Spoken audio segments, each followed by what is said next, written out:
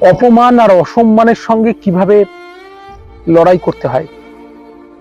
দেখুন, অপমান জীবনে যে হয়নি সে জীবনে বড় হতে পারে। অপমান, অসম্মান এগুলো নিয়ে জীবন, যার জীবনে এগুলো নেই তার জীবন ভিত্তিহীন, তার জীবনে কিছু নেই। অপমান কেমন আসে জানেন? জীবনে কত রকম কারণে মানুষ অর্থের জন্য অপমানিত হয়। আমার খুব মনে পড়ে, আমি তখন ছোট, আমাদের খুব গরিব অবস্থা, টালির বাড়ি, আমাদের ঠিক করে অন্ন জল নেই। সেই সময় ঠিকঠাক পুজোর চাঁদা দিতে পারা যায়নি বলে একটা বিশেষ ধনী লোকেদের পুজোর জায়গা, সেখানে আমাদের নিমন্ত্রণ করা হয়। সবার খাওয়া দাওয়া আছে, কিন্তু আমাদের খাওয়া দাওয়া নিমন্ত্রণ করা হয়। এমন একটা দিন ছিল। তো আজকে সেই অপমানগুলো একরকম, মানুষ অর্থের জন্য অপমান করত, আবার কখনো কখনো অসম্মান ইচ্ছে করে আত্মীয় পরিজনদের মধ্যে দেখেছি যে তাদের অর্থের জন্য তাদের অপমান, এগুলো সব দেখেছি। তা সেই অসম্মান ভাগ্যদেবী যারা এই অপমানগুলোকে ঠিক করে ঝগড়া নয়, রাগ নয়, নিজের মধ্যে আগুন জ্বালাতে হয়। আমার মনে আছে, আমি প্রত্যেক বছর লক্ষ্মী পুজোর রাতে, কোজাগরি লক্ষ্মী পুজো হতো, বলা হয় লক্ষ্মী পুজোর রাতে নাকি মা লক্ষ্মী জেগে থাকেন, আসেন প্রত্যেক বাড়িতে, জেগে থাকতে হয়। আমি জেগে থাকতাম আর জেগে থেকে অপেক্ষা করতাম কখন মা লক্ষ্মী আসবেন। টাকার দরকার কেন? এই অর্থের জন্য সবাই ছোট করে।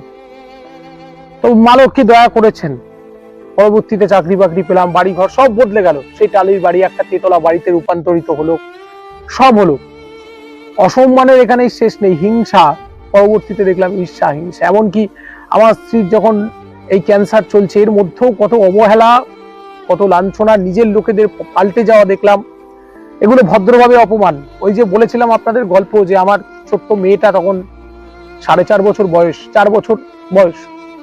একদিন দুপুরবেলায় আমি বললাম যে বোন, তোর বাড়িতে যাচ্ছি, দুটো খাইয়ে দিবি আমাকে। মুখের উপর ফোনেতে বলা হলো আমরা এখন খাওয়া দাওয়া করছি, ঘন্টাখানেক পরে আয়।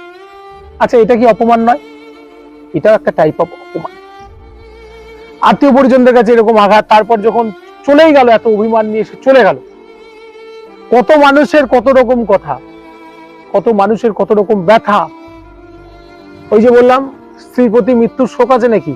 দেখেছো, ড্যাং ড্যাং করে স্কুলের পুজোয় চলে এসেছে। আরে ড্যাং ড্যাং করে যাবো না, ওটা আমার আরেকটি সন্তানের মতো স্কুল। আমার মেয়েটাকে আমি বাধ্য হলাম যে পারলৌকিক ক্রিয়াকর্মটাকে সংক্ষেপে তাড়াতাড়ি করানোর জন্য। ওই বাচ্চাটা পারছিল না, সমাজ বলছে না তোমায় করতেই হবে, কিছু মানুষ, সমাজের কথা বলবো না, ওই বাচ্চাটাকেও কষ্ট দিতে হবে। আমি পারিনি, আমি পারলৌকিক ক্রিয়াটাকে সংক্ষেপ করিয়ে দিয়েছিলাম আমার মেয়ের জন্য। এখন আমার মেয়েটা আমার কাছে থাকে না। এই যে আমি জীবনে দুটো মানুষ হারিয়ে ফেলেছি। আমি দুটো মানুষ হারিয়েছি কেন? আমার মেয়েকে আমি বাধ্য হয়েছি, ওর মা যখন ক্যান্সারে আক্রান্ত সেই সময় থেকেই ওকে কোনো মাতৃ সময়, আমার দিদি, সে দেখছে যে আমার নিজের রক্তের কেউ নয়, ও যে স্কুলে পড়তো সেই স্কুলের দিদিমণি, তারা দেখছেন। তার আগে আরেকজন দেখেছে কিছুদিন, তারাও খুব সহযোগিতা করেছে আমাকে।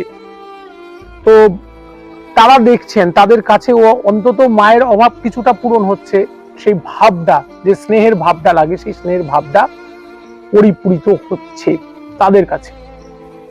তা আমার কথা হচ্ছে যে এই আনন্দটাও অনেকে মেনে নিতে পারছেন। আমাকে অনেকে প্রশ্ন করেন যে ওর মা চলে গেছে, তাহলে ওকে অন্য জায়গায় রেখে দিয়েছো কেন? আমি যে চাই শুধু ও শান্তিতে থাকুক, ও ভালো থাকুক, ও আনন্দে থাকুক। তাহলে এই অপমান, অসম্মান, খোঁচা দেওয়া কথা, এগুলোর সঙ্গে লড়াই করতে হয় একটাই, নিজেকে আরো দৃঢ় করতে হয়। অপমানগুলো ভালো।